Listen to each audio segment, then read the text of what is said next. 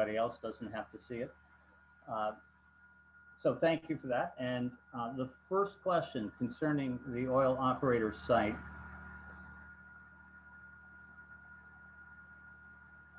Okay, thank you very much. Well, let me ask the question. Okay.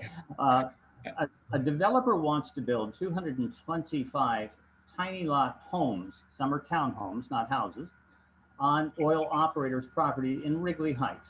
For many years, the neighborhood residents have asked that the property be made into a much needed park space for West Long Beach. Will you support residents in acquiring this land for a park? Now, disclaimer, everyone, this is actually in the 7th district.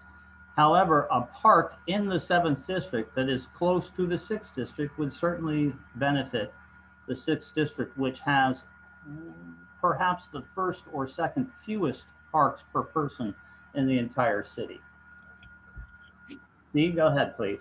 Thank you very much. This is in the seventh, this is a seventh district issue, but as a city, we are moving, to greener operations.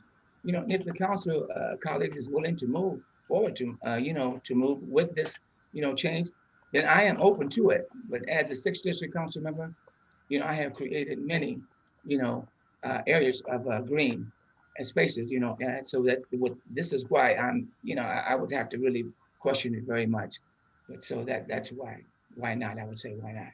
Spaces so while we can, work with those.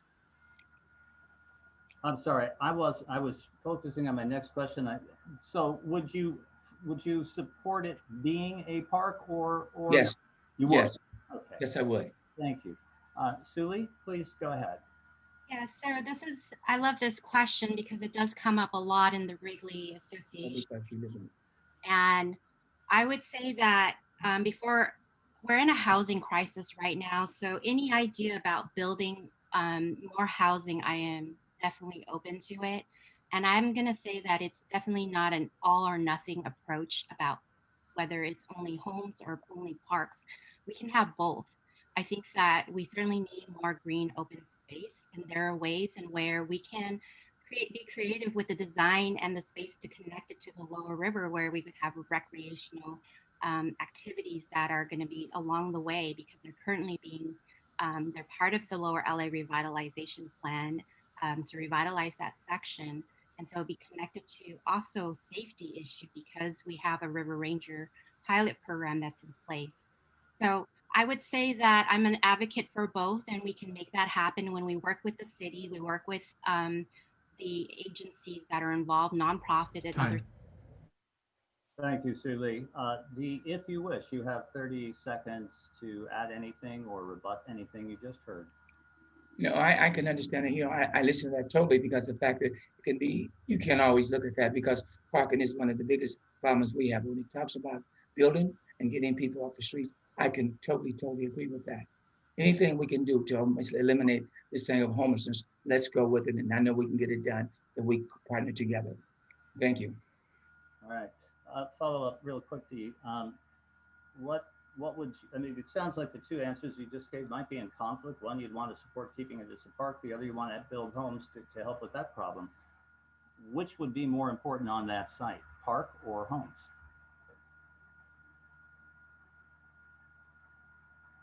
I'm sorry, is that a question for me? No, I'm following up. D had 10 Oh, I think following up. D muted himself on accident. Let me unmute him.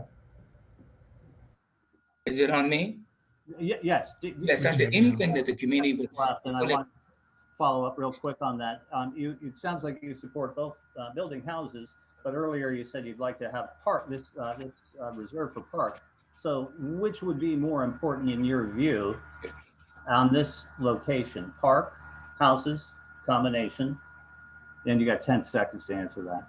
Okay, anything that the community wants, if they want parks, let's do it. If they want house, let's do that also, because it's all about the community at the end. It's not about us as, as council people. It's about the community, and that's what I stand next to. Thank you. Okay, great. You did it in 10 seconds. Perfect. The second one is on the same property, and I love this one. In the 1980s, the city traffic engineer said it wasn't possible to put a development in that area because Wardlow Road there is on a curve on a bridge approach over the LA River. And there was no way, even with a traffic signal, that we could slow the traffic fast enough and still ensure we wouldn't have accidents. So some residents believe this is definitely inviting a lawsuit because there will inevitably be accidents based on the 1980s traffic engineer from Long Beach's findings. So how can it now be safe when it wasn't decades ago, especially considering we now have the Blue Line and more traffic? Suli, you go first. So that is a report from 1980, and I think that we certainly could use an update. But before you build, there's other issues with that. It's contaminated as well.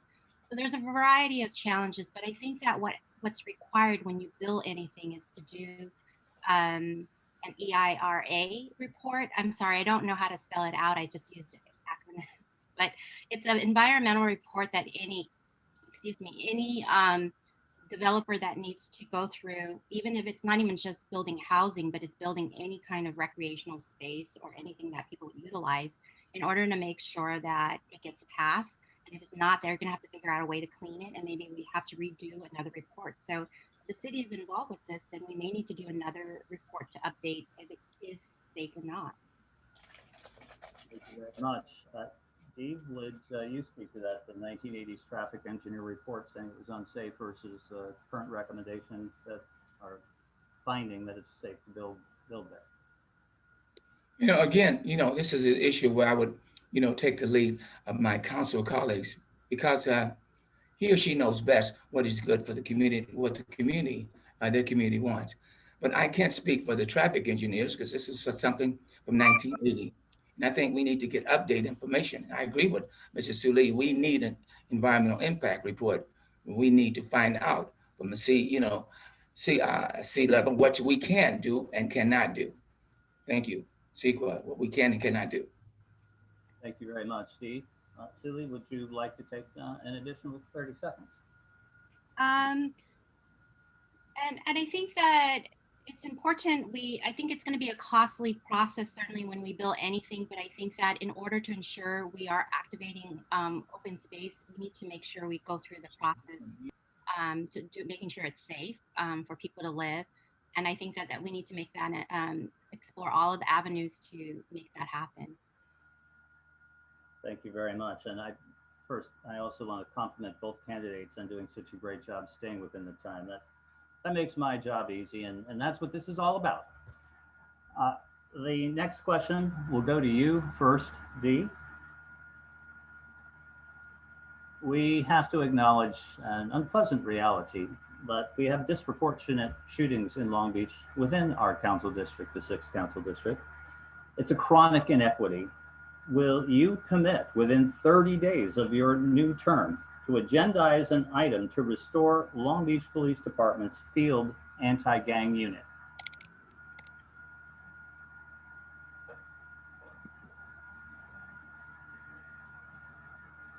I think Dee is muted.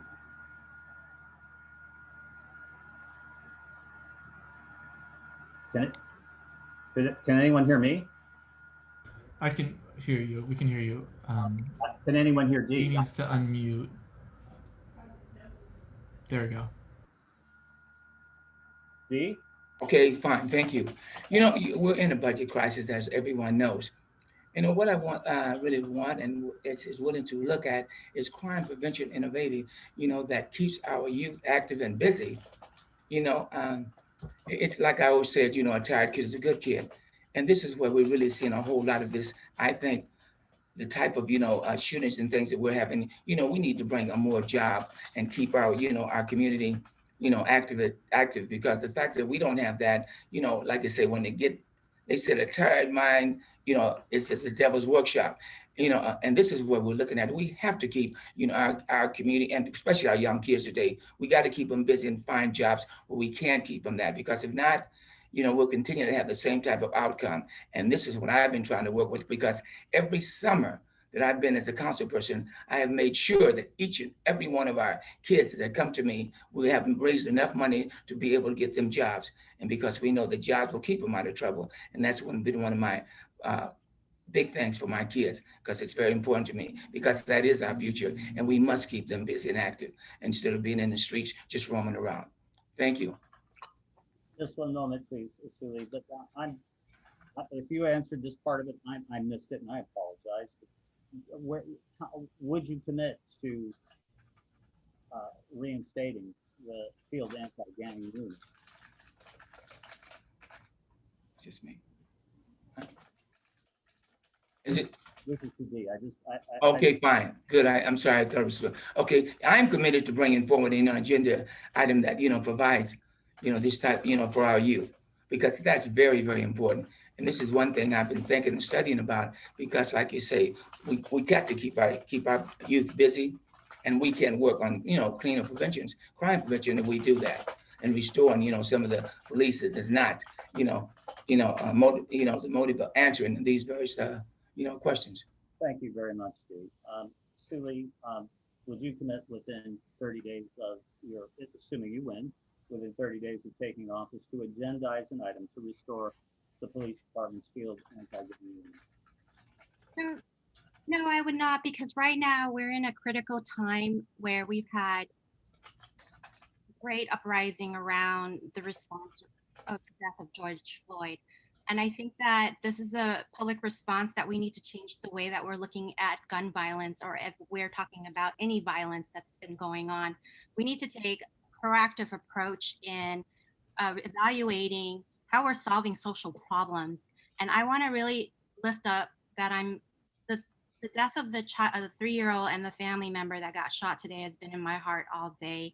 And I really think a lot about how we need to take measures around violence prevention that happens within families, because this happened because of a conflict that probably could have gotten resolved before we resorted to gun violence. And I think we need to bring this back where we're learning to speak with each other. We're learning healthy ways to communicate and address differences before it escalates to that level.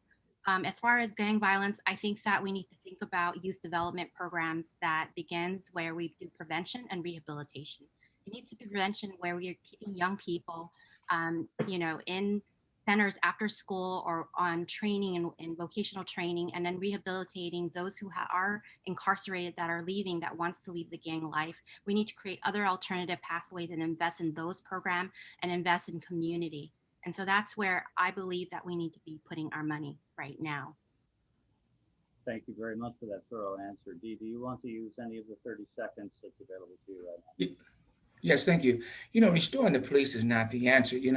We need programs to help with, different issues, such as counseling, mental health issues, youth activism, and violent, preventions. I've been committed to COHU, which is a public safety thought, communities are not restoring police, officers. Thank you. If nobody has written this yet, or if they have, I haven't seen it up in the chat window, and it's entirely possible I missed it. Alan, we can't hear you. Can you speak up a little? Am I too quiet? Yeah, you gotta speak up a little, Alan, please. How's this? That's much better, much better.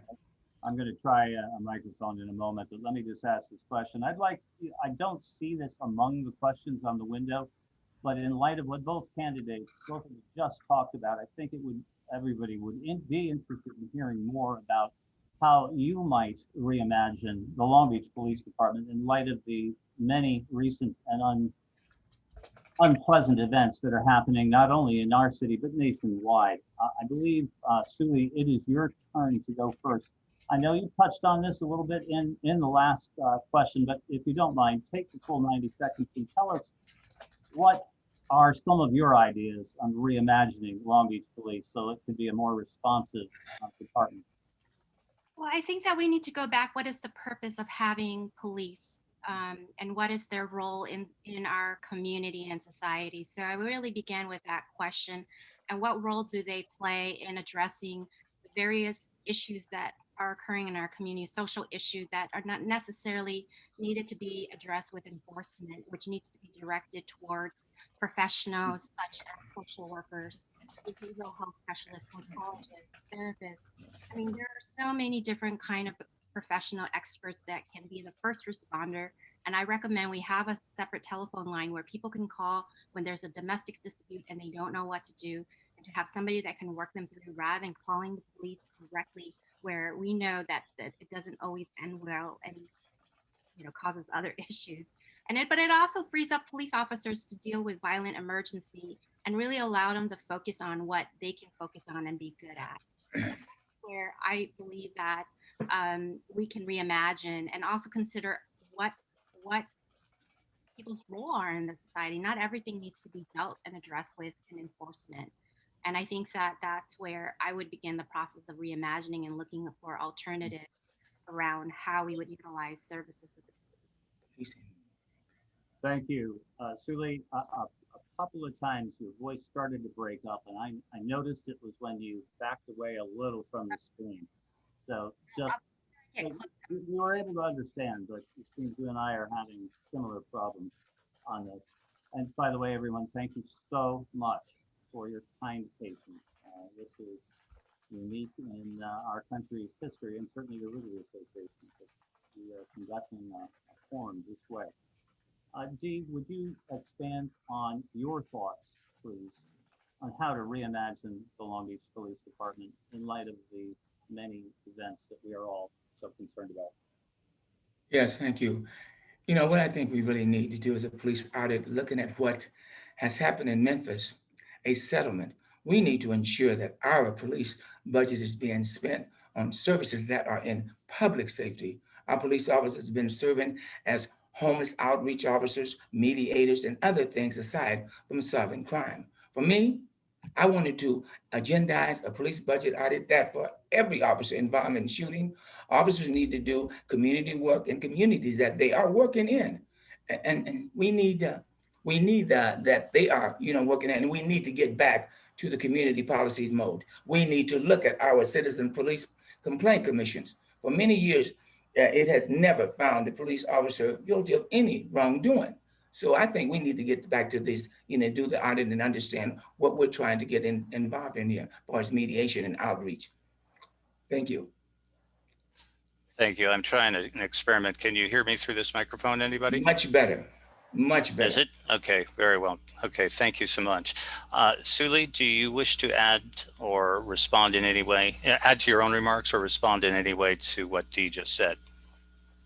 And I want to say that and when we're talking about enforcement, I think that we need to make sure we do community policing and that there aren't officers that just doesn't come in and out of the community, and that they build relationship with neighborhood leaders and are responsive when they have questions and when there are meetings, that they have neighborhood meetings and are attentive.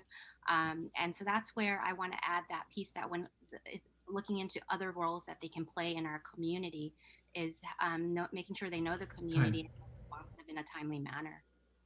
Thank you very much. Let's shift gears to, I just heard about this today. There's something about a pandemic called COVID-19. Seriously, the pandemic has affected many small businesses. Some are slowly recovering from the COVID-19 protocols, but others have not even been able to open at all. And they've been shut down without any income for 6 months. And they have no fault in this at all. What plans do you have to reach out and help these small business owners with financial programs that are available now and possibly some in the future? And Dee, I believe you go first. It looks like Dee dropped off the call. Okay. Let's, Suli, start with you for 90 seconds, and we will deal with this catastrophe after that if we have to. Well, I'd certainly say that the COVID-19 has had devastating impact in our district. We've already had challenges in keeping our small businesses doors open, much less revitalizing our corridors with the businesses, right? So I think that we really need to make sure we support the existing business in place. Fine Feather Kombucha was about to close their door.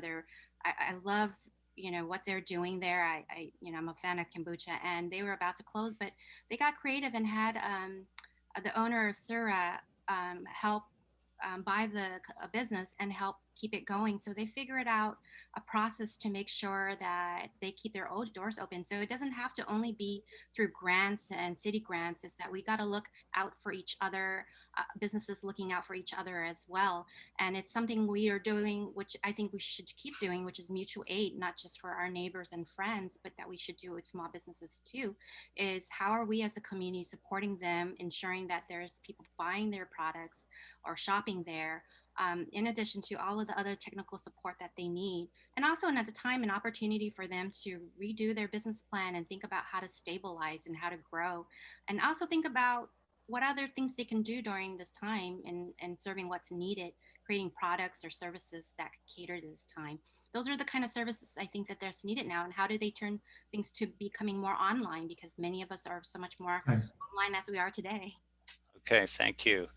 I have a private message for on behalf of D. It says the power went out for D. 1 sec. Yes. And oh, you're back. Oh, awesome. Right. I didn't see. Okay, D, were you able to hear that question? No, I was not. No, can you hear me? Yes, I can hear you. Now it's on my end right now. I'm like, where did I put the question?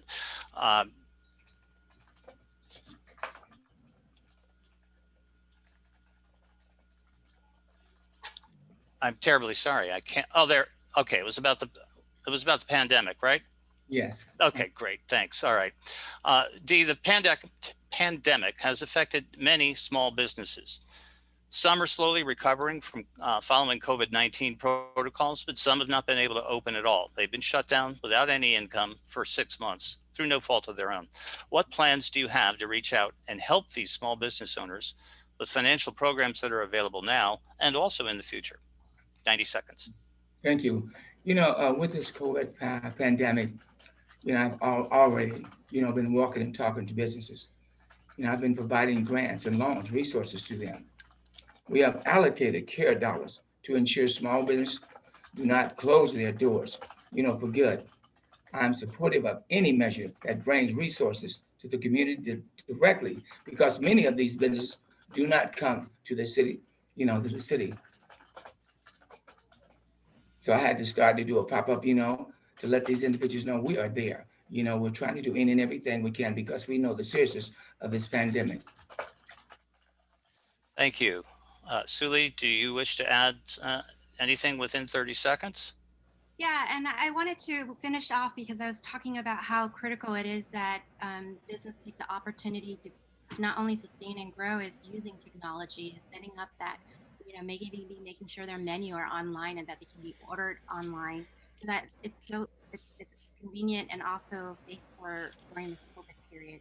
So that's where is the opportunity to revisit their business plan and figure out what they can do to make sure that they can drive businesses into their drive business to them. So thank you. Thank you. I'm getting a number of questions for one candidate. A lot of them are coming in for Suli. If anybody has questions that are for D only, that'd be great. So I can at least get one to each candidate if we have some really good ones. I'm scrolling right now through some of the ones that have just arrived.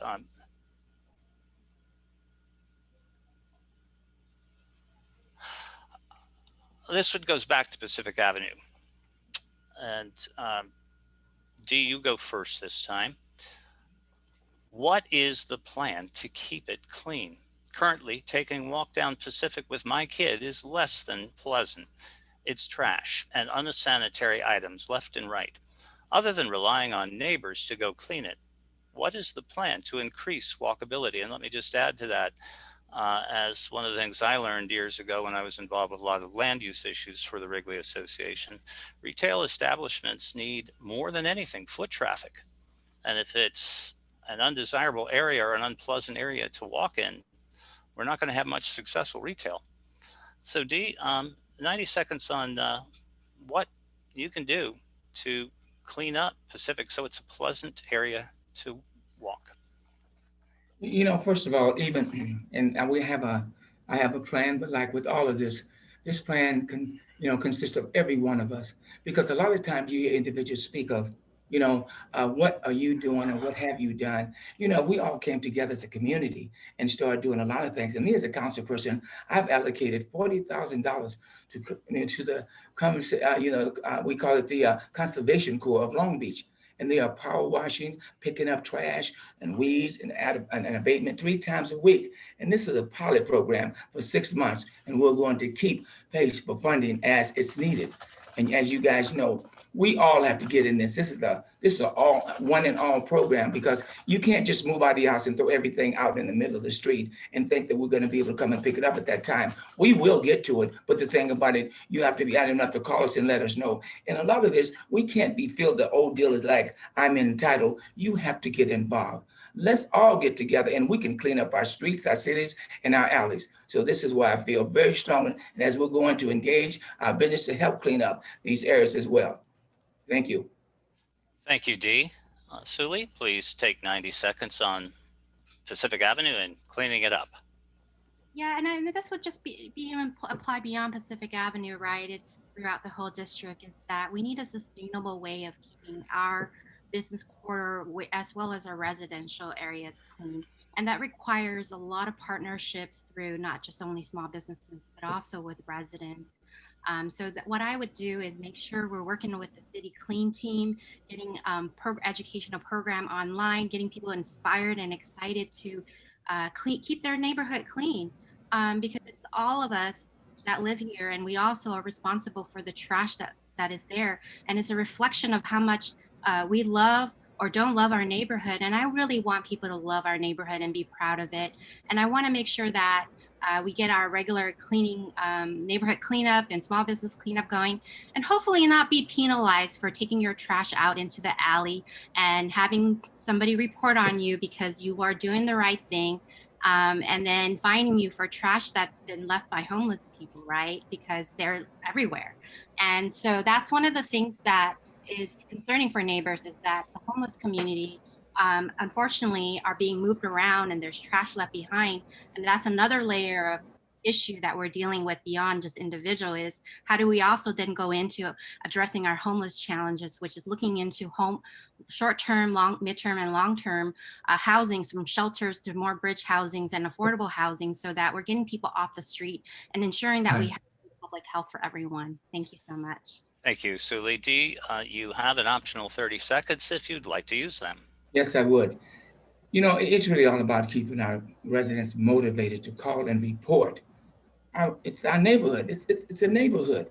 And you need to call and report. And we have a good Long Beach app, and we have a clean team funding. So we provide pickups for free at all. And it's a matter of cleaning and reporting it. Just because there's trash already dumped, it doesn't make okay to add more trash to it. So if I heard the motion about just being penalized, I think if you get involved, you wouldn't go out and just throw trash out in the middle of your alley because the fact that you think that's okay.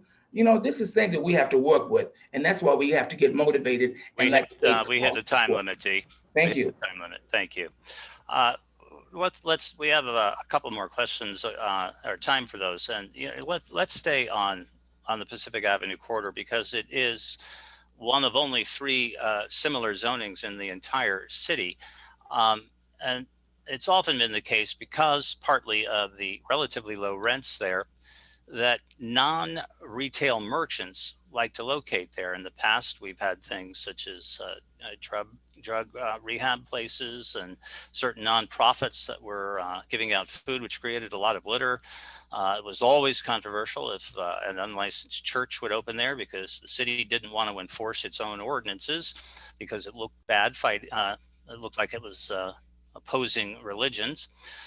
But as I mentioned earlier, the key is foot traffic. So let me ask you both, and Suli, you start, please.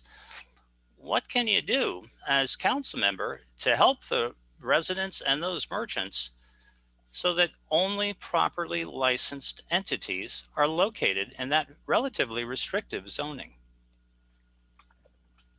Are you talking about a specific business as far as, because No, I'm not talking about a business at all. In fact, I'm talking really in the overall umbrella is probably nonprofit organizations that locate there. And that often and unfortunately make the area less desirable for customers who want to buy merchandise to be there. And consequently, we get less foot traffic, and that's tougher for our merchants. It's very hard to lift up an area when that keeps happening. So what will you do to help the city and ensure the voters that, or the residents, that you'll keep unlicensed entities off of Pacific Avenue? Well, I really want to just go back to what the vice mayor said earlier about enforcement and penalty, is that we need to make sure we're doing it equally throughout the district and not deciding who and who not to, right?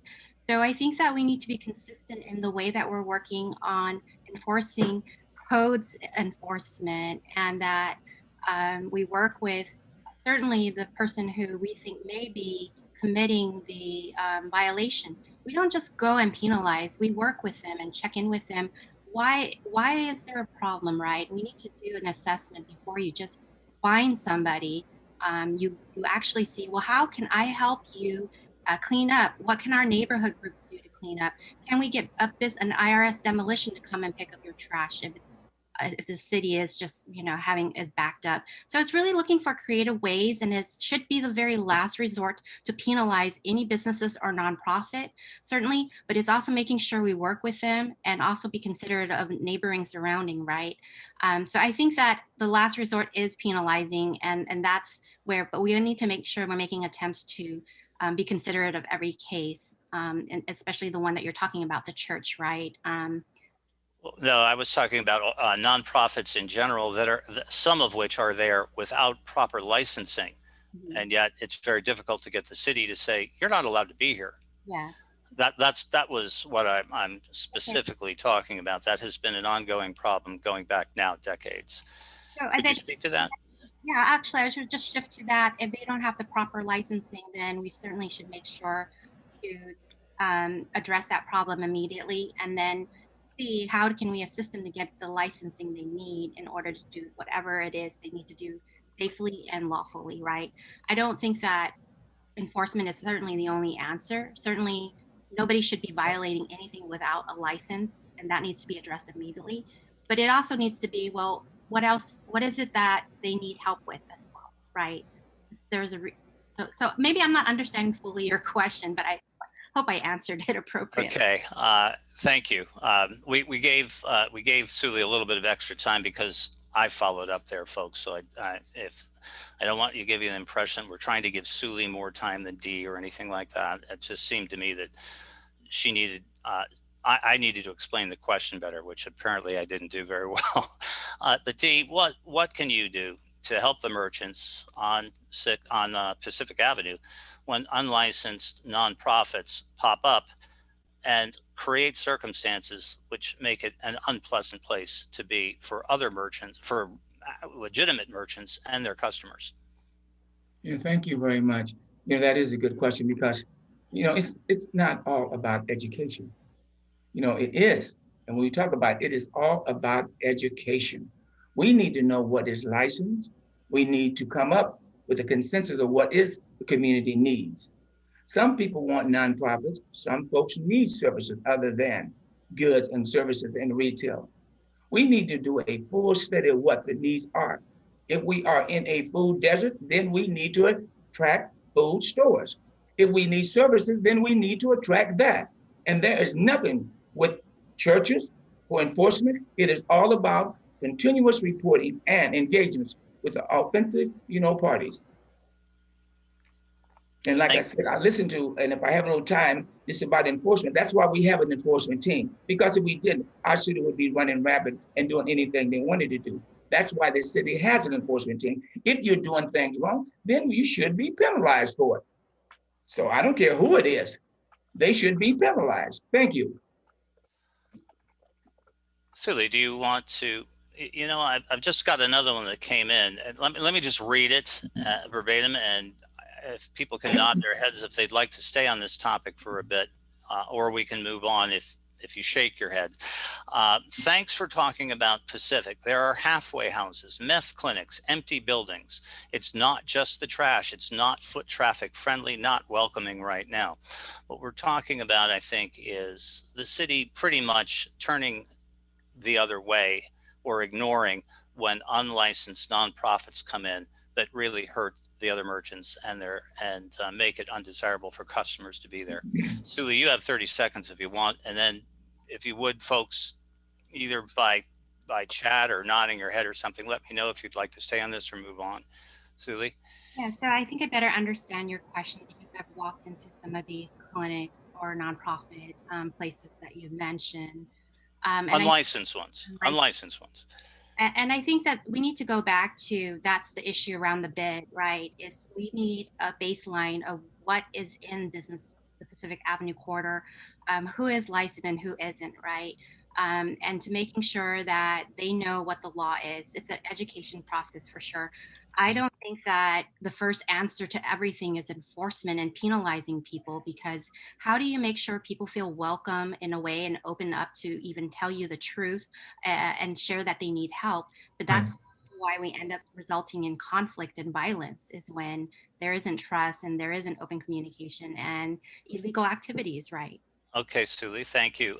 Folks, if there have been responses, I don't know if anyone wants to carry on with this or not. So I'm going to assume that Yes. we don't. But I hold on. I do want to give Dee a couple, maybe, what do you think, about 25 seconds? Would do it to make up for the extra time we just gave Suli. Dee, would you like to address this some more at all? Yes, I would. Like I said, it is all about, continued report and engagements with offensive parties. We want to make sure that the right party is cited and that we are not coming after, folks just reporting something they do not like. Zoning, that's why we have our zoning codes, allowing certain establishments to open up by right if we need to change the zoning code, then let's talk about it. But as we look at it, these are why we have our very codes, because if I didn't, everything would be running rapid. Thank you, Dee. Thank you. All right, we're going to ask one more question of both candidates, then we'll go into closing statements. And Suli, you'll be able to select whether you want to do the first or second closing statement. But this is a perfect segue question, so thank you for sending this one in. Candidates for school board, please listen to this, because this is one of the questions. It's something like you'll be dealing with in the next few minutes. But this one is specific to the 6th district candidates. And Suli, I think, no, is it, somebody help me out. Who goes next? Who went? I think I talked first in the last. I think so. Okay, so Dee, you'll go first on this one. If elected, how will you work with the school district to address violence around the schools in the 6th district? Like I said, being an educator and working on the school campus for almost 35 years of my life, we know we have violence on our campuses. But the thing about it, when we work together, as a district, as a people, we know that these parents here that send their kids to school, they should be able to send their kids to school knowing that they will be able to come home safely. And I think a lot of this has to do, we have to have a joint use of community made up of, council members and district staff. And we should, always meet and let you know, if we re-elected, I am committed to push my council colleagues to meet and talk policies at all times, because the fact that this is where we kind of get our base. We just leave it up to the school district. We just leave it up to council people. We have to come together as a family, because remember, your kids are going to the schools as we as council people are out there dealing with, just like our school teachers are dealing with. So we have to come together as a family, because other than that, you are not going to be able to come to the table and talk about things that's really needed to get our kids to and from school. So I would love to sit down with our re-elected, board members from the school district and let them know what are some of the things we need to do. How do we go about making sure that our kids are safely on campus, off campus, until they get to and from home? Thank you very much. Suli, you have 90 seconds to talk about reducing violence around the schools in the 6th district. Yeah, so I like this idea that healthcare has continuum of care, right? Where you're supposed to go from one healthcare professional to another. And I like to think that that's how we would work in our community, where we have children who may be more at risk for violent, um, activity, and then making sure there's a pathway and where we're connecting them with neighborhood nonprofits so that they're getting that connection to not engaging, and certainly also making, because that's where we want to decrease violent or unsafe situation around the schools in that way. It's giving them these pathways so that we're getting them the support they need. That's why I believe in investing in violence prevention program, investing in psychologists, all of these social work programs that can ensure we're teaching young people healthy behaviors, healthy interactions, so that we can reduce these activities. Certainly, there's other violence that could occur in the community, where outside people coming into the community causing it, and then that's where we need a partnership of community policing to ensure that we know that there's possibly, working in partnership with the police to communicate that. How do we work together to address this outside coming in activity? And having that stream of communication is important so that we are able to take preventative measure, rather than when bad things happen, then that's a little bit too late and we have to do rehabilitative work, which is really sad and hard. Time. Thank you very much. Well timed. Uh, Dee, you have an optional 30 seconds if you'd like, and then we'll go into each of your closing statements. Thank you very much. I just want to, make sure that we, that when we're reelected, the school board and the college board stop playing politics and come to the table with the city council, so together we can take action to improve the life of our students that live in our district. It is a partnership, no matter how you look at it. It's a partnership because each one of those, the school board, the city college board, and the council people, we have a commitment to make sure that your kids go to and from school safely. That's why we have the Safe Passage. It's been working. Thank you. Thank you very much. All right, we will go into each candidate's concluding 2-minute remarks. Suli, do you wish to go first or second? Oh, I'll go first. Okay, 2 minutes. Wonderful. So I want to thank you again and everyone for joining us tonight so that you can get a better sense of the candidate options you have. And as you can see, I have a wide array of experience and knowledge and even creative ideas in how do we begin to tackle issues that are our everyday life, from cleaning our streets and keeping our neighborhoods clean, and also making sure that we address big issues such as homelessness and revitalizing our business core. I mean, one of the things we haven't addressed is addressing the pandemic, and that we have the highest COVID rate in this district, and that it's also helping individuals out. So I want to say that if my opponent have had over 10 years to address all of these issues and it hasn't been solved, I think it's time for new leadership and a change for somebody who has the passion, the energy, and the willingness to show up every single day at every meeting, to be present and engage and hear, and put a people's plan of the 6th district first that will be implemented and follow up and reported every year with status of where we're at and what we can do better together with everyone, in partnership with residents, small businesses, nonprofit partners, young people, school board members, state elective and federal, because it's a partnership with everyone, and it takes all of us to make sure that we are improving this district and making us proud to be the 6th district member and have increased our the quality of life for everybody. Thank you so much. Thank you very much, Suli. Dee, your final 2 minutes, please. Thank you. I want to thank again for listening, and tonight, and for being involved. I would like to be honored to have your support by November 3rd, because I am a community person. I did not just move in. I do not have tens of thousands of dollars of private dollars supported by election. And I do not have the media and the press doing any coverage of work that I have been doing. I am not here on boasting equity and representation, just one group. I am here to continue to represent everyone from Central Long Beach to Wrigley. In these times of covert and economic downturn, this district needs someone who has been in leadership and already has a relationship with the rest of the county council and the mayors to address most pressing issues that we have. I am thankful our Long Beach Unified teachers support me. I have the Long Beach middle class employees behind me, and our local firefighters Also supporting me is all three mayors, Bob Foster, Beverly O'Neill, and Garcia. And I do think if I can and will do the big things that I've done for the last 4 years, I, again, would like every one of you, for more information about my campaign, please visit voted.com. Thank you very much for allowing me to be here tonight. Thank you, both candidates. I guess you're going to just have to hear imaginary virtual applause. This is most unusual, but and to those people who have submitted questions, I'm terribly sorry because I really haven't seen a bad question tonight. And a number of them wound up being two individual candidates, but I thought it would be better to just stay with ones that both could answer. So both Suli and Dee, thank you so very much for being here tonight and letting the voters hear your positions.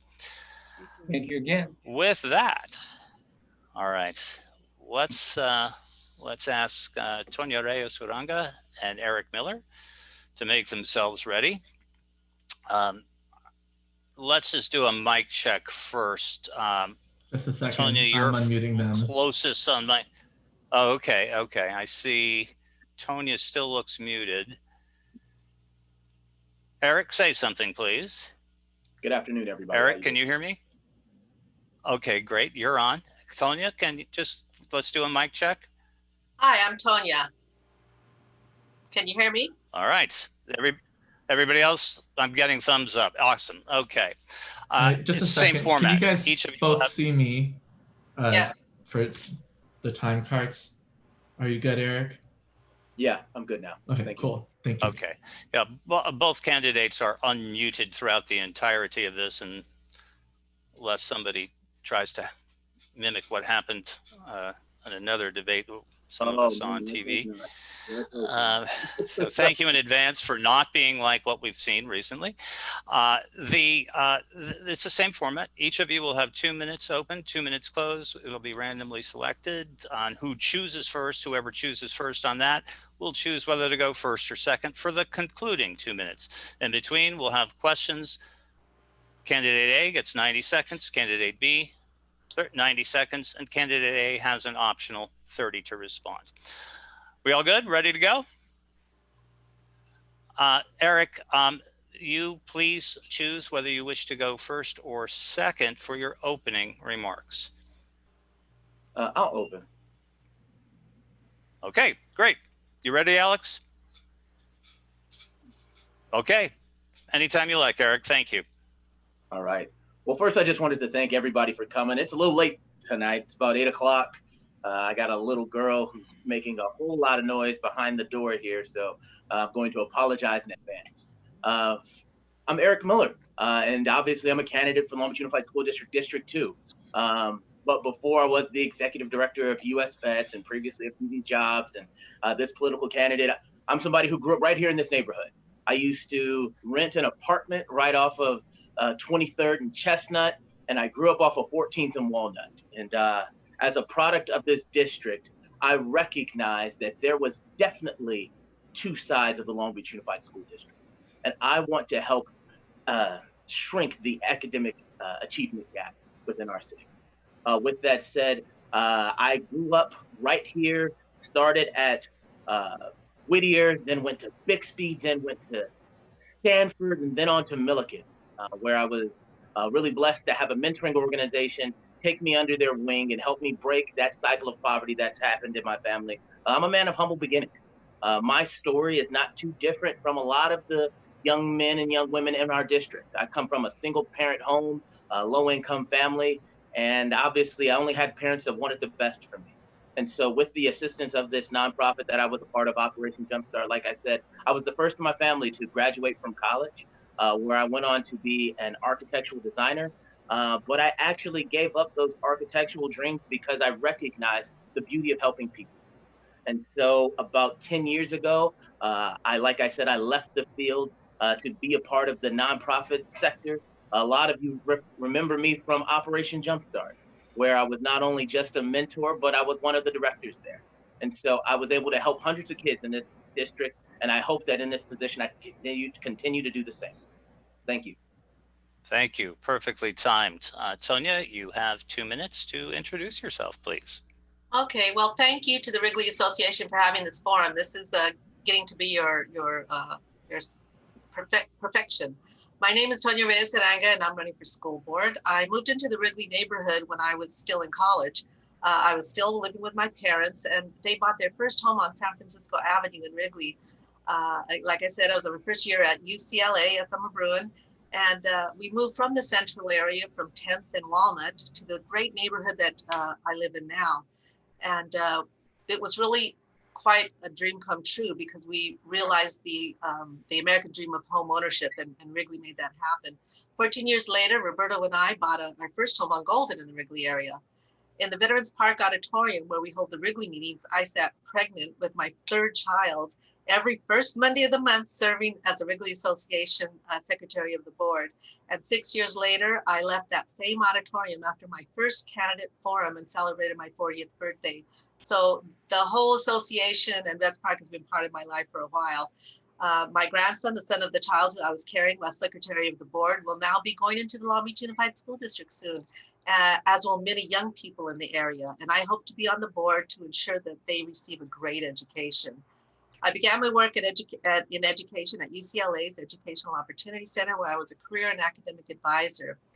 I know helping students getting into college is tough, but I was so sad to hear the kids were disappointed because when they found out that they were not eligible for a four-year college because they were not adequately prepared in high school. It was devastating. Also, early childhood education is very special to me. I had the honor to serve on the LULAC Head Start Board and was part of the team that kept the program in Long Beach with Clarence Smith, and where it was housed today, 30 years later. So anyway, educational access is the biggest civil rights and economic issue of our time. I would really love to be on the board, and I ask that you consider my candidacy. Thank you. Thank you both. I mentioned earlier there was a kind of a crossover question, so we're going to re-ask it so that it applies to you, to school board candidates. Eric, oh, I'm terribly sorry. No, I was about to give you 30 seconds, Eric. Yeah, somebody hit me with a ruler. As we touched on punitive disciplinary measures here. Yeah, are either of you? You can wrap my knuckles and maybe bruise me.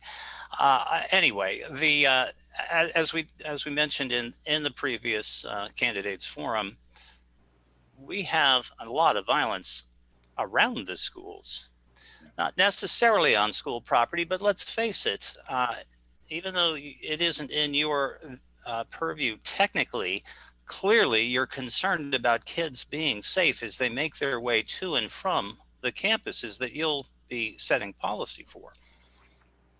So I'd like to ask Eric first for 90 seconds.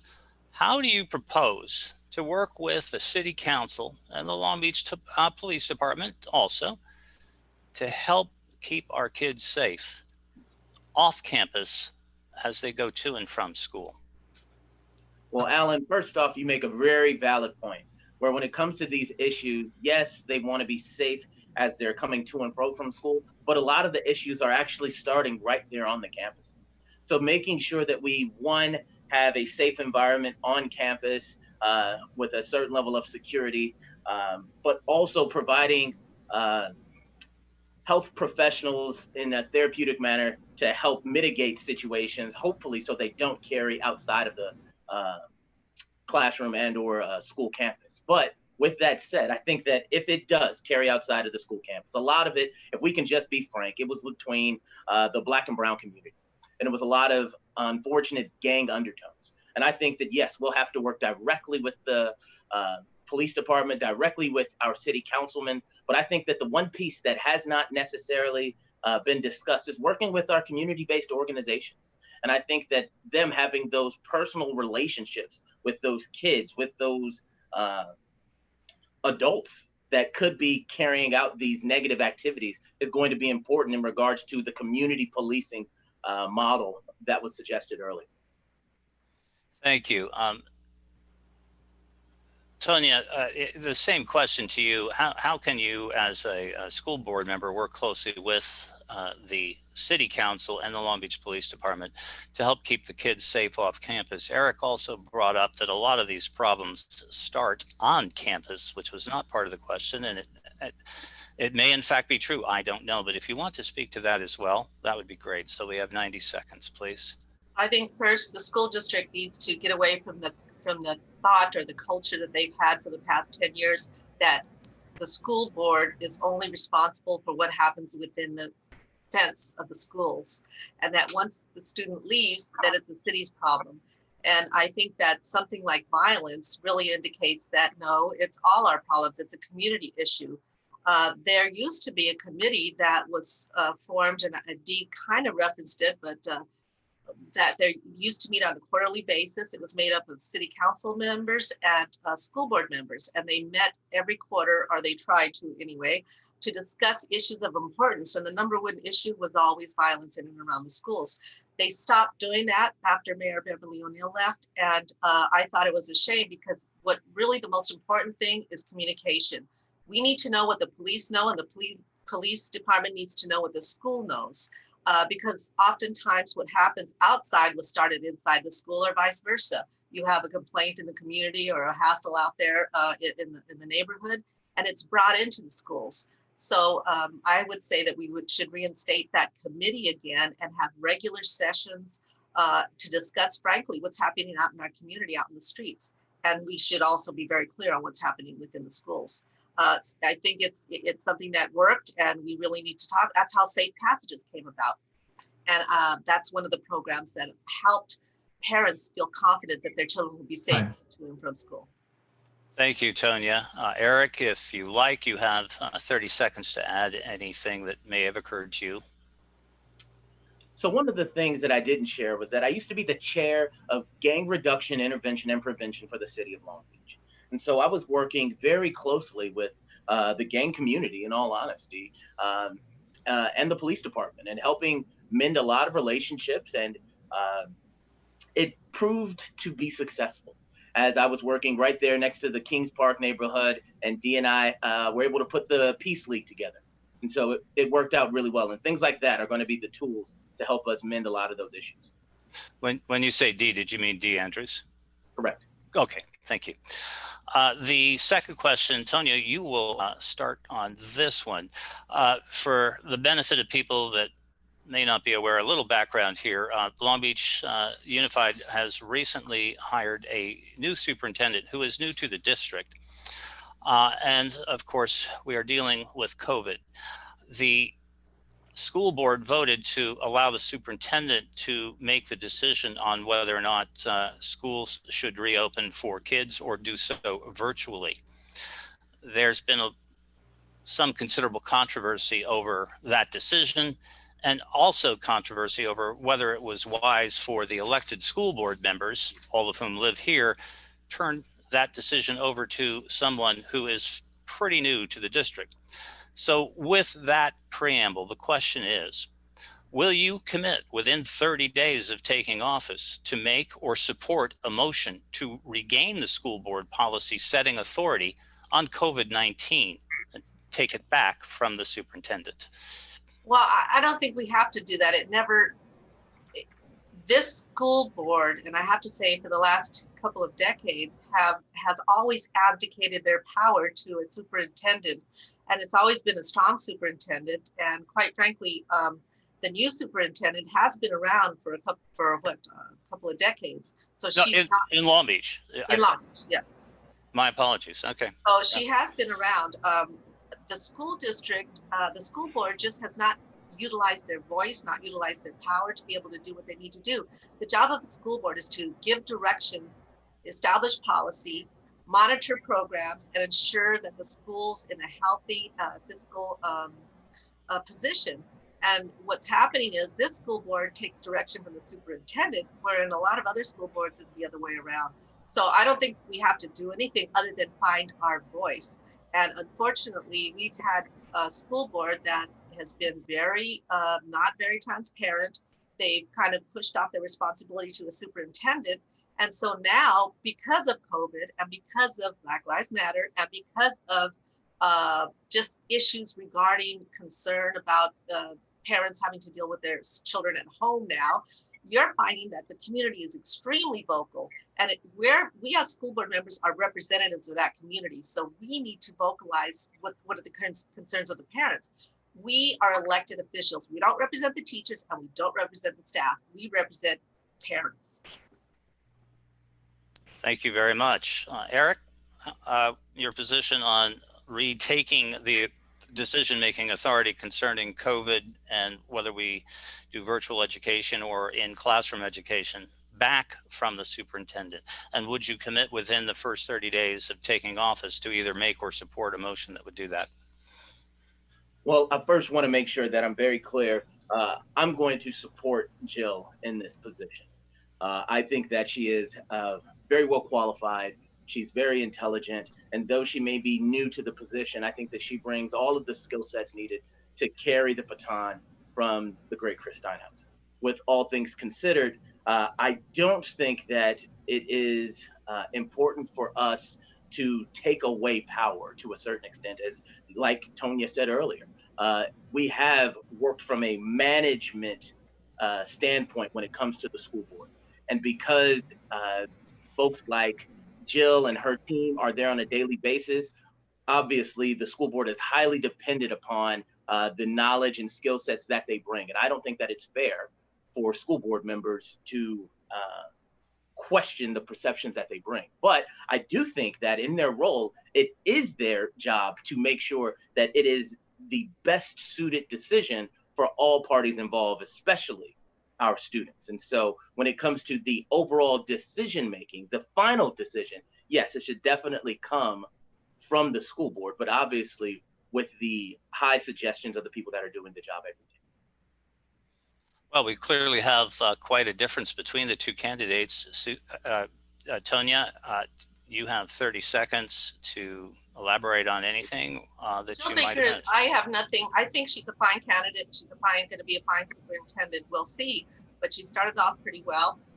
She's been around for 16 years. She worked under the tutelage of Steinhauser. So I have no doubt that she knows what she's doing. I'm saying that I don't think that the school board members, some of them, not all of them, are not doing their job and representing the community. And now that we have a vocal school board member, we have a couple of them there that are really talking and listening and echoing what the parents need. And I think we're going to be headed in the right direction. Thank you. And, this never happens. I never make mistakes, but it seems that I did tonight. I did not realize that Jill had been around in Long Beach Unified that long. So thank you both for correcting the record on that. The next question begins. Eric, you'll begin, and you'll have 90 seconds.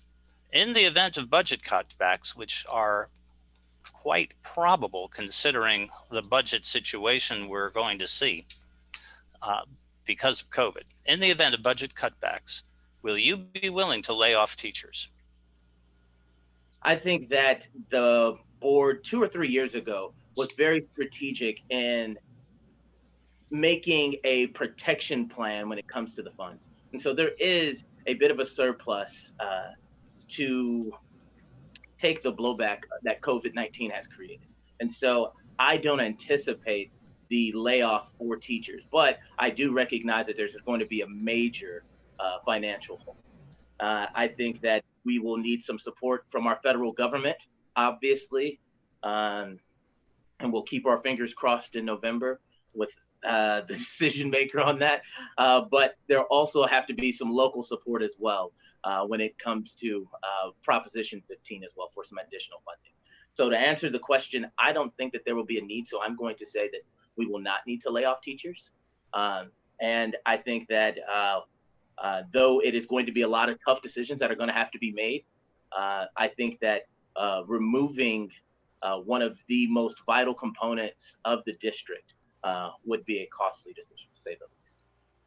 How much time have we got left, Alex, on this 90 seconds? There's about 20 seconds remaining. Great. Start the clock after I finish this interrogatory. Eric, you mentioned there's a bit of a surplus, and I'd like to know, and I'm sure everybody else would too, how much is a bit, and how long, if we were to assume there was no money coming in at all for the district, just the surplus, that's all it could have to operate, how long would the district be able to operate on that surplus alone? Oh man, I with a lot of the most recent financial decisions that they made in regards to opening up the cafeteria while COVID was closed, some of the financial purchases in regards to the Chromebooks, I wouldn't know that number exactly, but I do know that that was one of the important decisions that Chris Steinhauser put before he retired. Thank you. Tony, you have 90 seconds. In the event of budget cutbacks, will you be willing to lay off teachers? You know, last time they laid off teachers, it was a while back. My concern with that is that they laid them off unequally. They had most of the teachers that were laid off were in the West Side schools, the schools in Area 2. And maybe it was because of the newer teachers and the less experienced ones, and so they got cut first. But I didn't think that was fair. What I can say is that we are going to be in trouble. The school district has been very fiscally conservative, and they've had a good reserve, and I think they've done well by Long Beach. However, we have a couple of things going on. We have a teacher's pension obligation that's eating up a lot of that. We have the learning loss that we're going to have to make up with a lot of the students that have been out because of COVID. And the other thing is that a lot of these decisions on whether we lay off teachers, it's really been negotiated. You heard Steinhauser at a meeting say that he would never lay off a teacher, which is ridiculous. I mean, you can't say that, but he did, that he would never lay off a teacher. I think that we're going to be looking at decreased enrollments. We're going to be looking at teachers' pension obligations. We're going to be looking at some deferred maintenance. And we're going to have to really take a look at how we make ends meet. We've done good so far from conservative financing, but I think that the contracts will probably need to be renegotiated. And we're going to have to, this one size fits all that the sacred cow, we're never going to lay off teachers, I think was probably going to have to be looked at somewhere down the road, because they've laid them off before. I think it was in when was it? It was about time's up. I think I recall it about the time my son was at Long Beach at Poly, and yeah, we don't want to. Yeah, he graduated. What was it? 08, AJ? Yeah. So I do recall that around that time there were some layoffs, and yeah. And they were all in our side of town, all of them, or most of them. I won't say all. Okay. Eric, you have 30 seconds to add anything if you'd like. Because he wait, no, this is Eric. Yeah, he was first. You're second. Now Eric gets 30 seconds if he wishes. Second time. I don't have much more to add. Like I said before, when it comes to one of the most important components to the district, it's going to be our teachers. And when we look at the difficulties that we are being faced with in regards to larger class sizes, when we're talking about kids really getting the after school support that they need, it's because we're already spreading our teachers so thin. So to lay them off and ask them to do even more would just be unfortunate. So I don't know how we fix it just yet, but I do think that that's a conversation that needs to be had with all parties involved. Okay, thank you very much. We have another one on, this is on policing in schools. And let's face it, this is becoming an ever more salient issue. Just a few years ago, our biggest concern seemed to be mass shootings at school and defending our kids and keeping them safe. Now we are hearing, for example, with Long Beach Unified Teachers Association, they want no, or at least fewer police on campus. And these are obviously conflicting positions. What are your thoughts on policing in schools, and what is your approach to ensuring safety? Tonya, you go first. Well, right now, the Long Beach Unified School District has terminated the contract with Long Beach Police Department, so there are no police on campus. And even at that point, the contract that they had was really only for about, I think, less than 150,000, which is maybe one police officer. So we don't have official police on campus, but what we do have is we have some issues with discipline in the school district. We have safety officers that work in the schools and around the schools. And part of the issue is that they don't do arrests. they have to call PD in to arrest someone. And when you talk to a safety officer, they tell us that at least 50% of the calls, a lot of them are just, just security issues in and around the school, but about 50% of them have to do with criminal activity. From who, either outside or inside, but it's criminal activity. And so they do not arrest anyone. The only problem is when they presented to the school board, no one asked, how many arrests have the police department made in a school or around a school? No one asked, so no one got the answer. So it's still unclear what the relationship between security officers and the police department, because we don't know to what extent they're actually involved either in or outside the schools. But at this point, they're not officially in the schools. Definitely, I know parents that love having police officers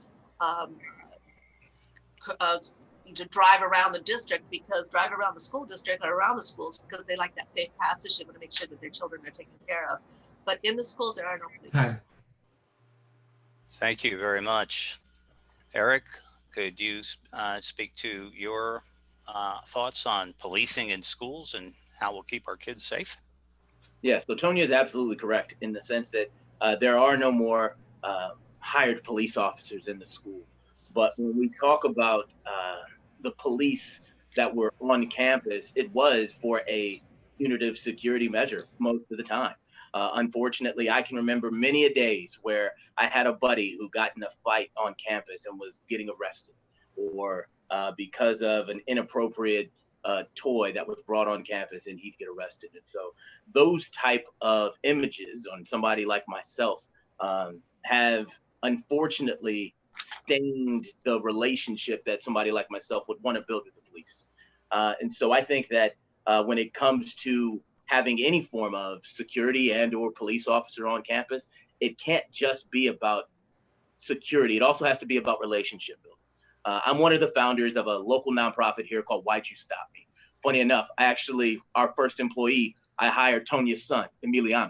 So when I started that nonprofit, it was about mending that relationship. So I think that if we do, if we're going to continue to mend those relationships, it's going to be important to have a relationship with the district and the police department in some capacity, but it does not have to be in a punitive security measure.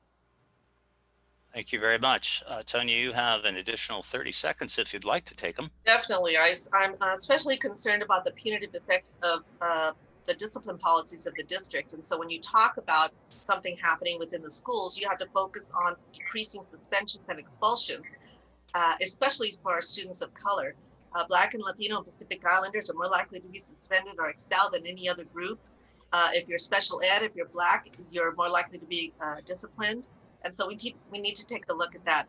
And by the way, he didn't stay long because I think the philosophy of certain policemen and the mentality did not go well with what he thought. So my son was there, but it didn't last long. Okay. Eric, you'll be able to go first this time. By the way, folks, I do have questions that were submitted in advance, but so far we've only got 2 that have come through on the chat window. So if you haven't had a chance to ask a question, by all means, send it to me privately, Alan Tolkoff. Eric, name 3 votes by the incumbent that you may be replacing since January on which, let's just say, name 3 votes by the incumbent on which you would have voted differently. So now it gets tricky because they have tough jobs. They have really tough jobs, and it's their jobs are under a lot of scrutiny. And so I'm not going to sit here and pretend like I've agreed with all of the decisions that Felton has made or the board has made. But what I won't do as a man of character is sit here and criticize someone who's worked as hard and has put as much time into protecting the education of our youth.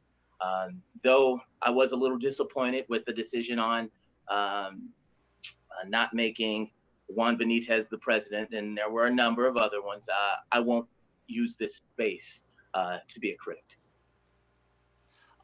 If I may stop the clock there, Alex, clearly capable of reading this question from an anonymous person and understanding everything that they intended.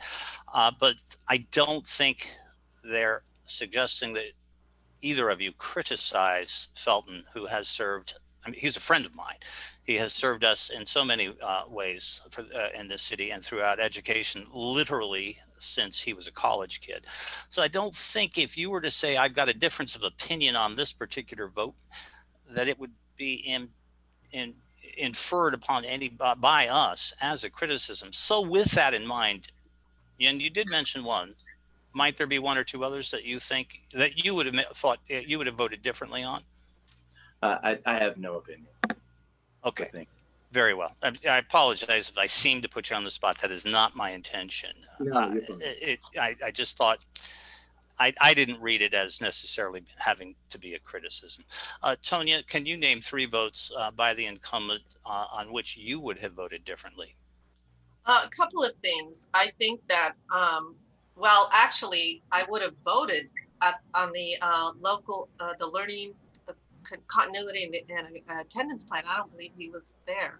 So that's an important plan that everyone, that the entire school district has to follow and submit to the state in order to ensure that we're adhering to policies that the state has. And it's really a roadmap for parents to see, you know, what the school district is going to be doing with their children. So 1 vote. The second one, I think, is that there should, the search firm, when they went to look for a superintendent, they went out for bid. They did not do a search. We're the 3rd largest district in California, and yet they did not vote. He voted against going to a national search or even having a search firm outside of the district. Instead, they kept it inside. So, you know, they had somebody from the district and they hired somebody from the district. So, surprise. And I think that we should have had a national search, and we should have had an outside agency doing that search so that we could have gotten the best. Jill probably still would have risen to the top, but wouldn't that be nice to see? And I think the last one, you know, and I apologize, he might have been there for ALCAP, but I didn't hear it when I was listening, when he was there. I mean, when I was there, so he may have come in later. The last one was, he did not, well, I only have 5 seconds left, but you know, there's a few. Okay, thank you. Eric, do you wish to make use of the 30 seconds at all? No, thank you. Okay. All right. We thank you for saving the time. And again, I want to remind people that if you do want to submit a question, send it privately to me through the chat, Alan Tolkoff. This one is from chat. And Tonya, you go first. Sure. How do you plan to provide social and emotional support to students experiencing trauma during the COVID-19 pandemic? And could you in particular include your thoughts on what we know is really tough on our kids, especially elementary kids, but all of them, when they don't have the opportunity to interact socially with their peers? It's really tough. It's really tough. The kids are going through a lot. Part of learning is having that interaction with other students. And so you can't really do that well on Zoom, as you could tell here with this meeting. But it's something that I think that the school district needs to lay out. And what's going to happen is it's not just going to be resolved this year. So anything we do in terms of the social emotional learning or the care, mental health care, is going to have to be a long-term approach, because you can't just suddenly go back to school and everything's going to be okay. There is not going to be a normal when we get back. But I know that this class, the teachers are trying, they're doing daily check-ins, they're establishing routines, consistent routines.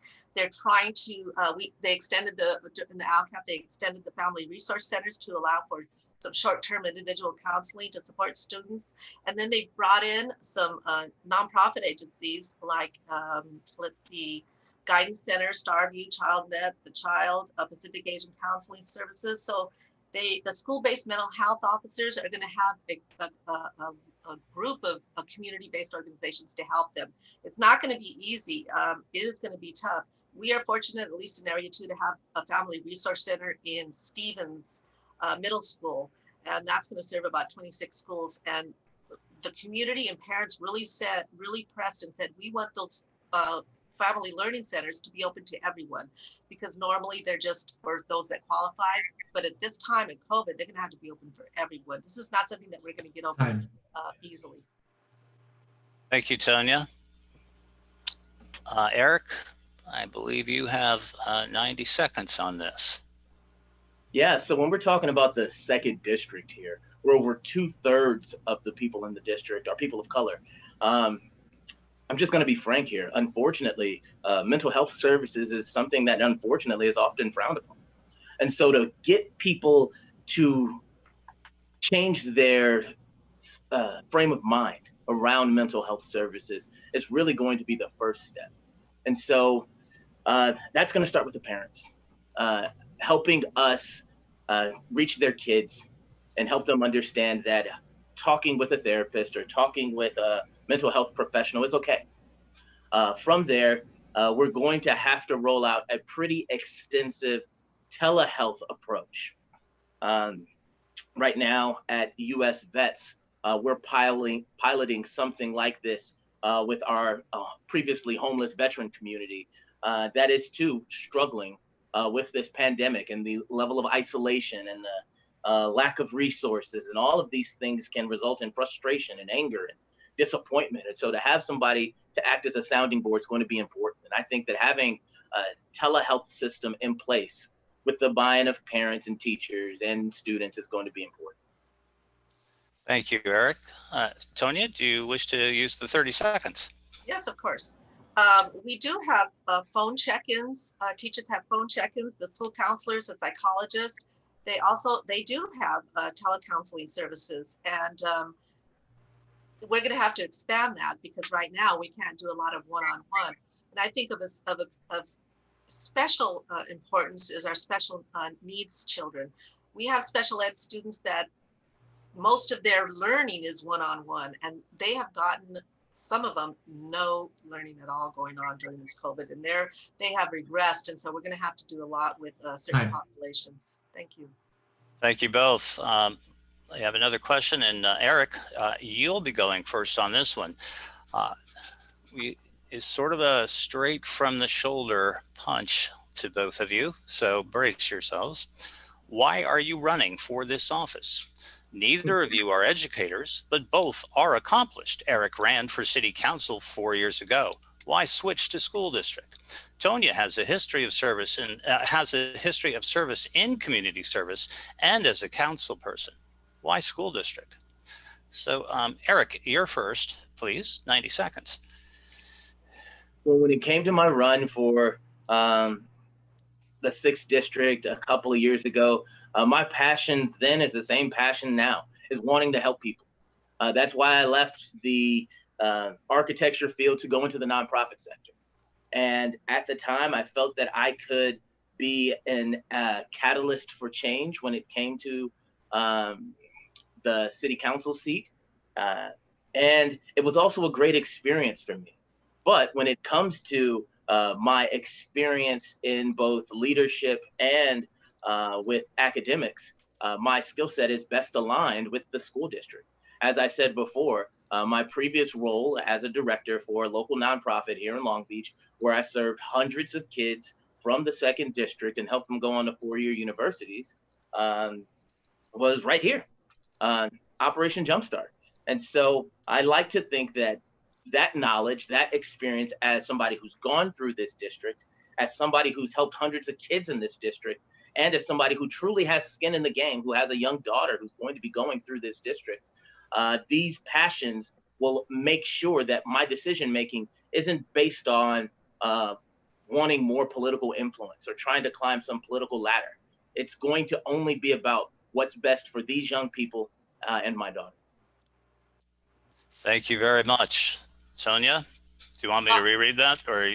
No, I got it. Okay. I've always been interested in our schools. When I was on the city council, 10 to 15% of all the calls we received were from parents regarding school issues. And so I knew then that this was something that I wanted to do. Part of the problem is, though, I didn't have the time. I was working. I had children that I had to get through school. I was on the council. So, you know, when you're a school board member, that people entrust you with their families, with their children. And so having that time, you know, you don't want to mess with someone's babies. And so you really take this, I was really taking it seriously. And so now that I'm semi-retired, now that I have the time, now that I know my grandson's going into the district, I really, it's different from filling potholes and trees. You're dealing with someone's children. And so I think the time is just perfect for me. And I've brought everything that I've learned from being on the council, from being a career and academic advisor in college, of working with the Head Start program, which is now at Long Beach Unified School District. I can bring all that and be quite knowledgeable, and also have the confidence of having my voice and how policy and direction can assist our community. Thank you, Tonya, and forgive my delay there. I'm reading new questions that are coming in right now and trying to listen to each of you. Eric, you have 30 more seconds if you'd like to use them. Like I said, when it comes to my stance and my interest for this position, it has only been about doing what's best for this generation of young people. My entire career, my resume speaks for itself on why I would be a great candidate for this position. I like to think that my personal experience as well also gives me an added level of perspective. And so that is the passion on why I'm running for this. Okay. We probably have time for about another 3, possibly 4 questions before closing remarks. There were a couple, we're getting a lot on funding and other such things. Let me just scroll back and find one that I liked. Okay, let's open with this one. And Tonya, you go first on this, please.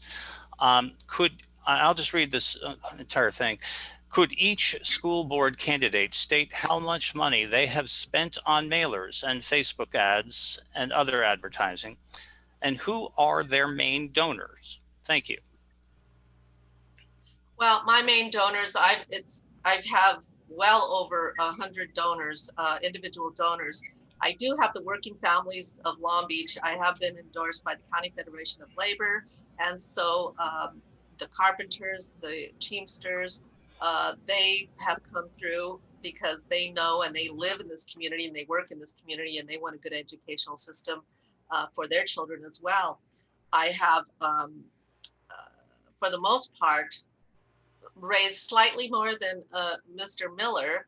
However, he has spent 4 times more than I have, because he has TALB's money of about 150 during the primary and another 100 to maybe 150 when it all ends on November 3rd. So close to $250,000 from the Teachers Association. Pardon me, Tonya, you might want to tell the people what TALB means. Teachers Association of Long Beach.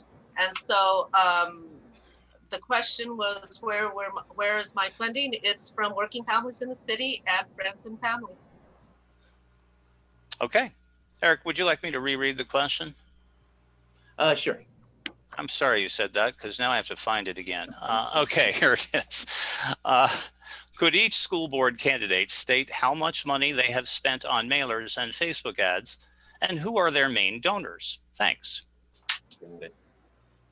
So Tonya is absolutely right. My biggest donor has been the Teachers Association, and they have gone all in on my candidacy, and I'm very much appreciative of it. When it comes to this space and being a politician, that's Tonya's job. So she knows all the relationships of the building trades and the politicians, and so she's been able to out fundraise me 10 to 1 when it comes to those folks. But I've gotten a lot of personal and friendly and family friends to give to my campaign, where I've had over 200 donors that have just been personal connections that have been small dollar amounts. Like I said, I'm a man of humble beginnings, and so I'm very much appreciative of having my friends at TALB, along with all of the sitting school board members and the classified school employees union, help me navigate the political space. And so when it comes to the actual dollar amount that's been spent on mailers and Facebook ads, I I couldn't tell you the exact number, but I know it has been a pretty handsome amount, and I'm very much appreciative of them and helping me get the word out. Thank you, Eric. Tonya, do you want to use your, well, we know you want to use your 30 Well, of seconds. course I do. I don't think that Eric should be so naive. I mean, being a politician is not a dirty word. I had my first campaign at 40. Eric's 35, I think, because you're a young Dem, right? So at 35, this is already his second election. So he is on par to beat me by, I don't know how much, if he continues along this path. So Eric, you are I was 40 years old when I had my first campaign, and you're beating me by that a lot. And I think that it's great that he has the support of the teachers, but when someone buys a seat, then you know what the answer is going to be when you talk about layoffs. Candidates and viewers, is that what we are, viewers? I'm getting a lot of questions that are kind of on the same theme, so it's obvious that this is something people want to hear you talk about. So if this seems unfair to either of you, it's not intended that way. It's simply what people are asking. Do you feel it is a Eric, you go first. Do you feel it is a conflict to accept money from the unions that the school board has to negotiate contracts with? Well, approve contracts with. I'm going to let me edit that. The school board has to approve any contract that is negotiated with the teachers union. Do you feel it's a conflict to accept for a school board member to accept money from that same union that the school board must contract with? The quick and dirty answer is no. But my reason behind this is when it comes to the people that are doing the everyday work, they do a very good job of putting their board together and making sure that they find and recruit who they think would be not only the best candidate for them in regards to helping them meet the needs that they have in their classrooms, but also as teachers in particular. They want what's best for their students. If they didn't, they wouldn't have went into this field. And so I like to think that that's their driving passion more than it is any contractual dollar. Okay, thank you very much. Tonya, do you feel it's a conflict to accept money from the teachers union when the school board has to deal with the contracting with the teachers? I would normally say no, and I would still say no. I don't think it's a conflict, but I do think it makes it extremely difficult when someone puts over $200,000, $250 now, going on $250 into someone's campaign to get them elected. I have not even raised anything near that much, to be honest. I mean, it's just a huge amount of money. How much have you raised? I've raised maybe 150. Okay, thank you. Sorry to interrupt, but that was so yeah, and so reclaiming my time. So, so I think that that it makes it extremely difficult for school board members to make the decisions, the hard decisions. And so I think that's why you see school board members, because Talbot's very active. They have one thing and one thing only, and that's to elect school board members. And so it makes it very difficult for them to go against the teachers. It's a number one national union. CTA is the big one of the top 10. They're number 3, I think, of unions at the most that puts money into PACs. And so it's going to be difficult. And I think that maybe that's one reason why the board has not been as accepting of moving forward and making decisions or giving direction. They'd rather let the superintendent do it, because all they have to do is go thumbs up or thumbs down, and they don't want to get into the weeds. I think it's unfair to the community, though, when someone spends that much money to get one seat. It's if you look at especially if you look at the nasty stuff that they put out and the constant, every week we're getting something. My God, so I'll be glad in November 4th when I can read them. Thank you very much. And I apologize. I accidentally gave like 5 extra seconds. I was busy listening. Yeah, we're going to cut your pay. Hey, Alex, we'll call it a mulligan. It's fine. There you go. And, I forgot to do this at my introduction. We should give a shout out to the Wrigley Association, and in particular, the people who hold the most unappreciated job in this country, and that is the board of a neighborhood association. Nobody ever thanks them, and they work their what's off. And Alex, I mean, all kidding aside, it just blows my mind how smoothly you do these things. You do us all proud. I think what we're doing now is, Eric, you got 30 more seconds if you like. I've sucked up enough air already, man. We can go. Okay. For those people who didn't get the joke of Tonia's reclaiming my time, that was perfect. There have been many congressional hearings, and that has been a common statement by Congress people asking questions that they really don't want an answer to. So that's why I laughed, perhaps inappropriately, but I loved it. We are still on this theme. I'm getting actually more about outside funding. So we do have time for 2 more questions. So let me ask one more on this subject so we can talk a little bit more about it, then something a little less confrontational, and then we'll go for our closing remarks.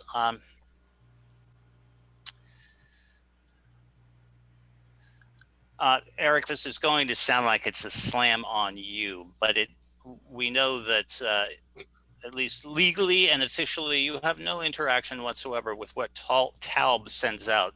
But I'm going to read this verbatim. Even if it isn't 100% correct, you'll have an opportunity to make corrections. And Tonia, there is a part of this that will ask your opinion on something too. Eric is sending out mailers that seem like attacks on Tonia and have nothing to do with the school board. The mailers come across as a smear campaign, especially these days with everything going on at the national level. Why is he doing this? And how is Tonia handling the information? Well, there's a 2 parts to that. One, it has not come from my campaign.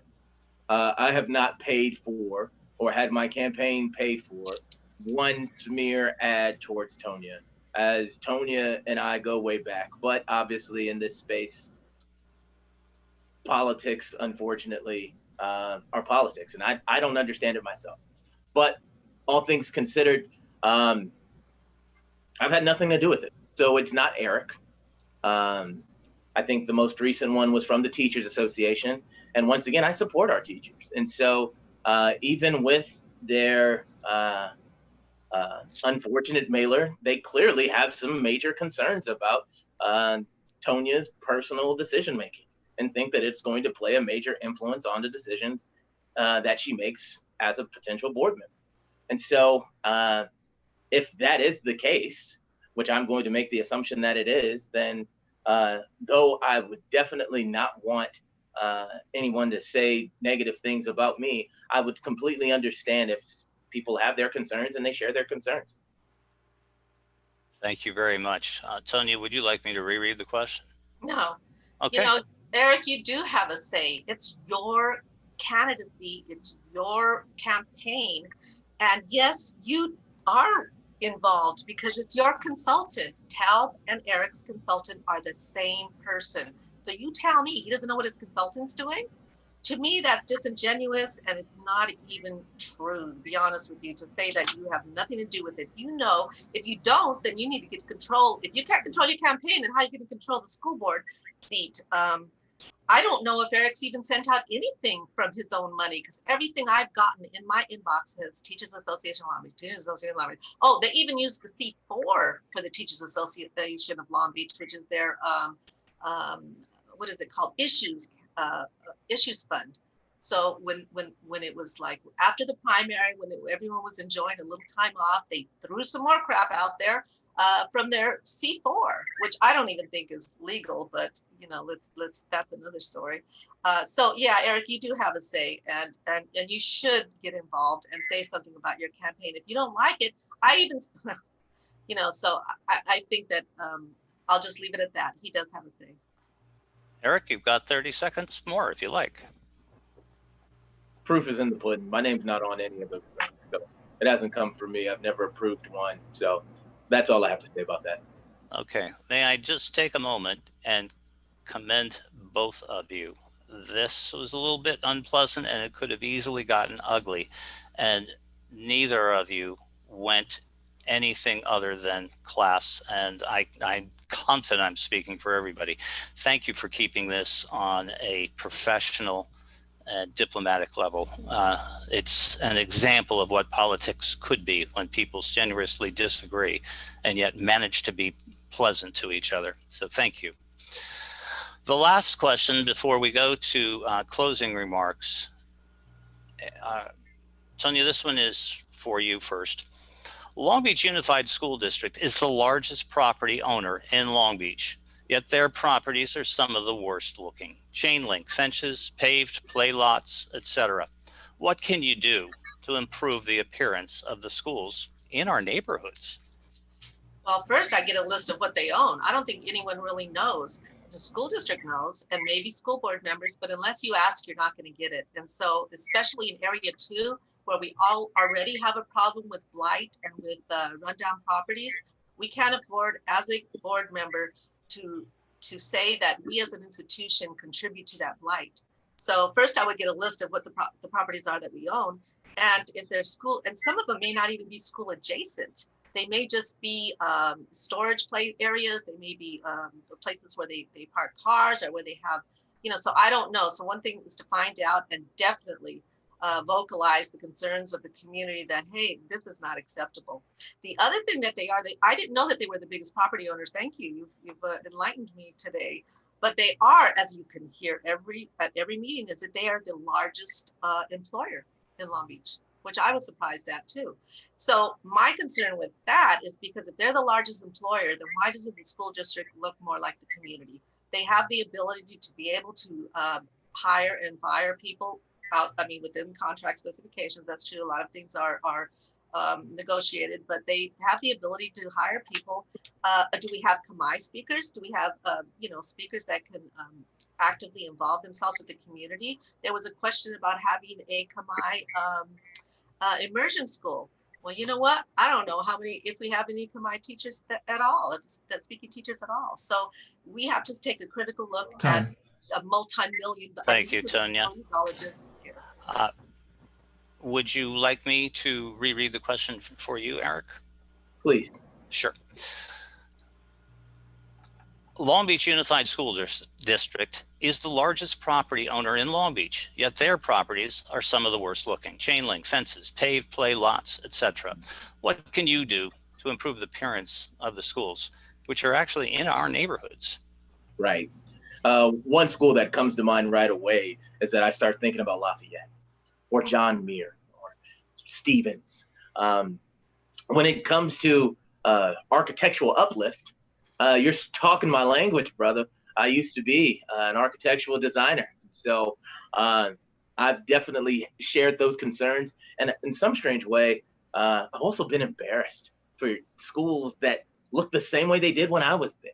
And so there definitely needs to be a major focus towards the uplift of the campus, both with better technology. I can't believe that some of these schools that used to be piping hot in the summers back in the day just now got air conditioning. But there also needs to be a look at some of the architectural components of it. One of the things that I think that the city of Long Beach has done really well, which I've been a big fan of, is partnering with local artists in our powwow program. I'm sure a lot of you have seen some of the really cool murals on some of the previously really blank walls in the city. And so to do some cool things like that, though it's not an architectural impact, it definitely has an impact on the appearance. So doing some fun things like that, I think could be just an added attribute, but there needs to be a heavy focus on the construction and what the new buildings are going to look like, but more importantly, the amenities that come with it. Okay. Tonya, you have, wait a minute, who did I start with? I started with Tonya. Yes, you. Yeah, I just forgot to write down whose turn it was, and I still looked like Eric, and that was wrong. Tonya, you have 30 seconds, please. Well, when I was working for the city, when I was on the city council, whenever we had a large corporation come in to do business in the city, whether it was, building apartments or shopping centers, we always asked for a community benefit. The school district is a huge I mean, their budget is almost $1 billion. So I mean, they are they have agenda items that are like 40 million each. So this is a big entity, and yet we get little community benefit other than, of course, them I'm sorry, great it's education. time. I didn't give you the. Oh, sorry. okay. So I'm just saying that we need to have a community benefit from the school district and all the money that they spend. Thank you. Before we go to closing remarks, Alan Burks, I unmuted you so you can answer this. Would you like to say anything after our candidates are done for the evening? Only to thank them. Okay, what I'm going to do then, as soon as we're finished, I'll hand it over to you, so Okay. you can say whatever appropriate words you deem necessary. All right, Tonya, you have the option of going first or second for your 2-minute closing remarks. Which would you like to do? I'll go second. Okay, Eric, you go for 2 minutes, and thank you both for not interrupting at all. And the clock will start when you do. All right. Well, I first want to take this moment to thank the best moderator in town. Alan, you did a great job, man. Really appreciate you. When it comes to this seat and the decisions that everybody in our district are going to have to make, I don't want you to just look at our resumes. I want you to look at the person, because when it comes to who's the better politician, there's no debate who's better at politics. But when we're talking about who's the better person for this position, who has the right motivations for the decision making, I'd like to think that that stark contrast is clear. As I'm a product of this district, I've helped hundreds of kids in this district, and I have a little girl who's going to be going through this district. So I'm fully invested in the success of this district moving forward.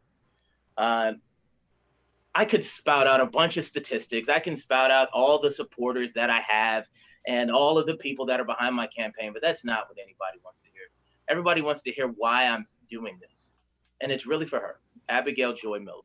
And so I'm asking for your help and your support on November 3rd, as this is an important election, not just for me, but for her too. So thank you. Thank you. And Tonya, you're going to get your 2 minutes in a moment, but I just thought everybody ought to hear this. And I think this is to the Wrigley Association, although written to me privately. Thank you for hosting this event. It was great. So well done, Wrigley. Tonya? Yeah, to get that. Yeah, well. That's perfect. I was going to say the same thing. Yeah. Thankless job. But no, you got to thank you. I think he keeps saying politician. It's not necessarily a bad thing, but I'll tell you, I think the best person for the job is a mother, is a mom and a grandma. You got to add a bonus there for me being a grandmother as well. I've raised 3 children in a very, very tough environment, and 2 of them were boys, which is like even harder. So for me, I think that it's taught me a lot, and I know what I expected from the schools, and I know what I got, and I know what I didn't get. And so I'm ready to fight for your kids the way I fought for mine. I've been at every school board meeting since I announced, every single school board meeting. And so I am not going to have to do listening. I'm not going to have to do homework. I can hit the ground running. I know exactly what the plans are. I've been there to comment every single school board meeting. I have to say that the leadership really can no longer ignore the inequities that exist in our community, especially in Area 2. And so we have to continue to work with parents, with community, with the families to make sure that the students are going to succeed. These are tough times, and it's going to take a tough person to be on that school board to stand up to, whether it's the teachers, whether it's the administration, but to say, this is what we need for our community because they've been suffering enough. We have parents who have had to be custodians, who had to be lunch ladies, who had to be teachers, who had to be teachers' aides. I mean, they are at their wits' end, and they need support. They want to know that someone's listening. I'll be there to listen to them. I have some endorsements, as you know, Congressman Al Lowenthal, our very own Betty Carnett, Mayor Beverly O'Neill. I've had former TAL presidents, of course, that Tony Diaz, and others, the California Faculty Association, and Rex Richardson, Councilmember Rex Richardson, and the City Community College District, Udoak Intuk. But really what I need to do is just get your vote and your support, because that's the only way I'm going to win. I thank you for putting this on. I thank you for your time. And if you want to find more about me, go to toniareyesodonga.com and you can find out who else is endorsing. Thank you both very kindly. And thank you to all of you folks in the audience. Is that what this is? This, considering our limitations, has gone very well. Alex, you got to unmute yourself because this question came to me, but I think you can answer it. Will this be available to share with others? It was great for all candidates. Yes, it will be. It will be available online on our website, wrigley.association.org. I'll put it up tomorrow, and we'll send it out via e-blast as well. I think I didn't hit the record button until I think after the first question, but I got the vast majority of both forums, so you can check it out then. Thank you very much, Alex. Alan Burks, the man who runs this organization, please take it from here. And let me also just say before you do, thank you very much for inviting me to do this. It is always a joy to be able to get back involved a little bit with an organization with which I had so much positive interactions for so many years. Go ahead, Alan. Oh, thank you, Alan. And I have to thank all of the candidates, all four of you. Tonya, Suli, Dee, and Eric. Thank you. And Alan, you did such a wonderful job dealing with it. Thank you. Thumbs up for everyone. I guess we can call this meeting. I'll call this meeting closed unless anybody has anything to say, any announcements. Do any board members have any announcements? No? I see a lot of. I think Tonya had an announcement. Let me unmute Tonya, her. did you have an announcement? Can we unmute Tonya? The next board meeting will be October 7th at 5 o'clock. So please, I'm asking all parents to come out and to talk about their experience during this COVID time, either with items on the agenda or items not on the agenda. We need to hear from you. Great, thank you, Tonya. Any other announcements from anyone? Maybe an announcement that Alex should start celebrating. Happy birthday, Alex. Yes, it's already after midnight on the East Coast. You're running out of time. So, okay, well, I'll call this meeting adjourned and let's sign off. Thank you, everyone. Did a great job. It was a great meeting. Good night. Good night.